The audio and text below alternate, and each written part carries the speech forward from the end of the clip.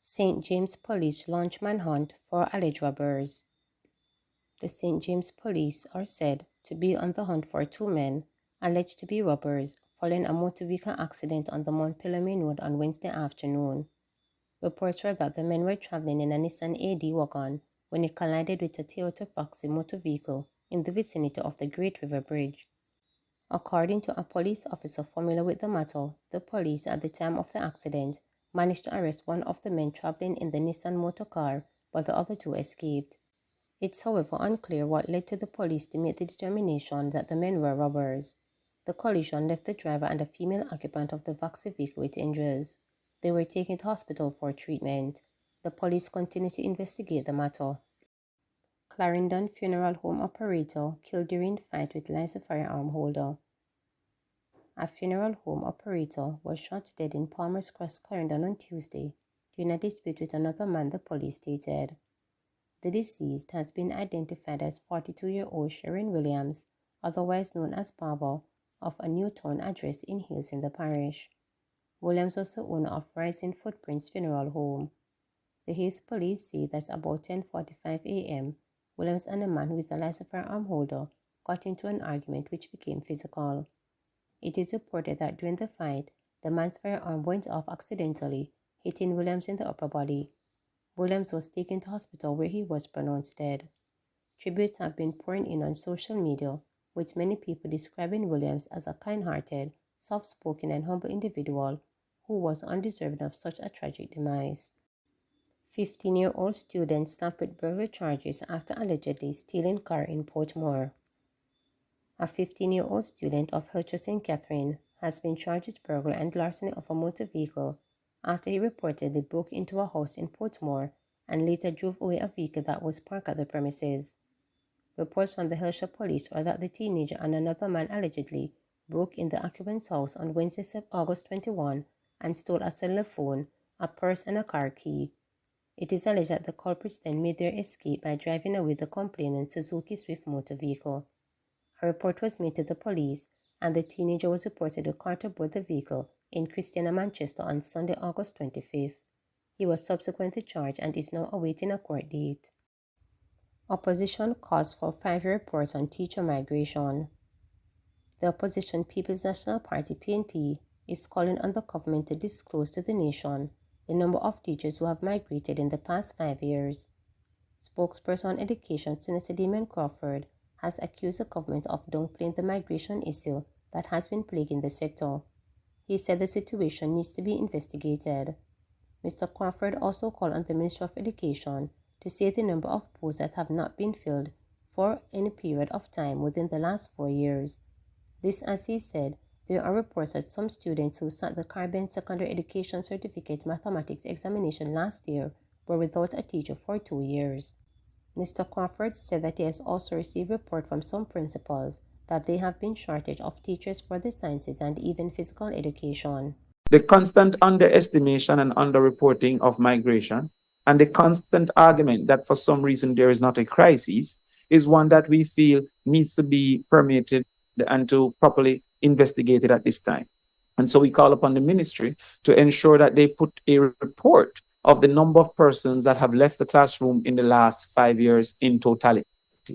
For some reason, the government believes it is satisfactory to say a lot or less, none of which is an objective measure for us to work from.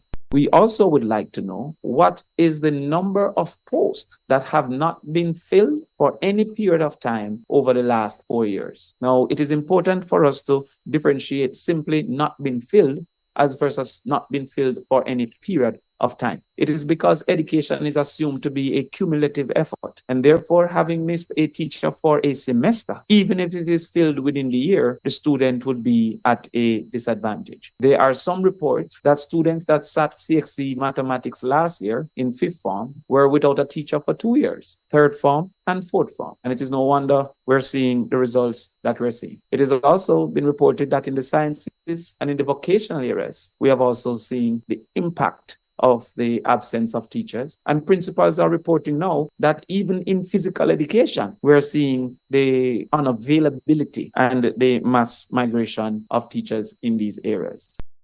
Or orders JPS to reverse current bill increases in September. The Jamaica Public Service JPS has been instructed to adjust September electricity bills to correct disproportionate increase imposed during the current billing cycle. Energy Minister Darrell Voss received this update in writing from the Director General of the Office of Utilities Regulation, or Hewitt, who responded to the Minister's call for justice for JPS customers. The OR directed to JPS to take the following actions: reduce the fuel charge for the September 2024 bills by the difference in JPS fuel costs between July and June, and reissue bills with zero consumption that does not reflect a corresponding zero monetary value, the OR director informed Minister Valls. Hewitt indicated that the directive effectively reverses the hefty increases currently seen. Please note that the directive with respect to the September bill is intended to have the same effect as what we have resulted from a reversal of charges and resumption of bill, except that it is a less complex process and credit will show on the September bill, see explained. Voss added that JPS has agreed not to pursue disconnections due to non-payment of bills up to September 15, 2024. The directive issued by the OR to the JPS is a significant step in the right direction. The directive is aimed at ensuring that unjust and unfair increases are remedied in September billing cycle. I note that OR says the directive is tantamount to a reversal in the hefty increases via a simpler process. I will be monitoring the process closely to ensure that transpires. It is also encouraging that the JPS has indicated that it is not prepared to punish customers who have hefty bills, which are to be remedied by way of disconnection, Minister Valls noted. The Energy Minister says he is also awaiting the results of the OR's investigation into the current JPS billing cycle and has urged a comprehensive yet swift completion of the probe. The Minister says it will continue discussions with stakeholders to ensure a special audit of JPS billing processes, taking a keen interest in determining the terms of reference for the investigation. The directive issued by the OUR to the JPS is a significant step in the right direction and a welcome development towards justice for Jamaicans, especially JPS customers.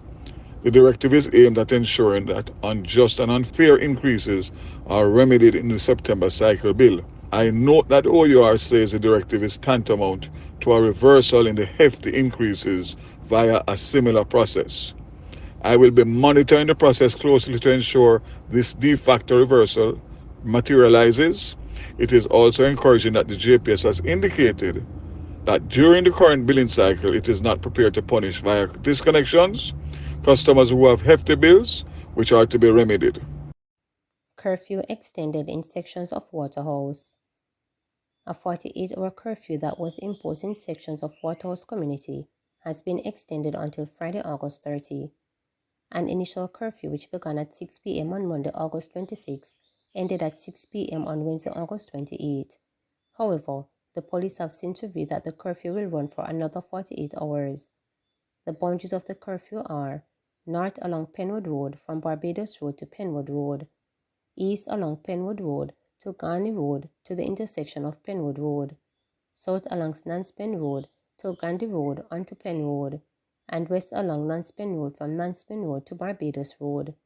During the hours of the curfew, all individuals within its boundaries are required to remain within their premises unless otherwise authorized by the Ground Commander. Remember to subscribe, like, share, and click the notification bell for daily updates.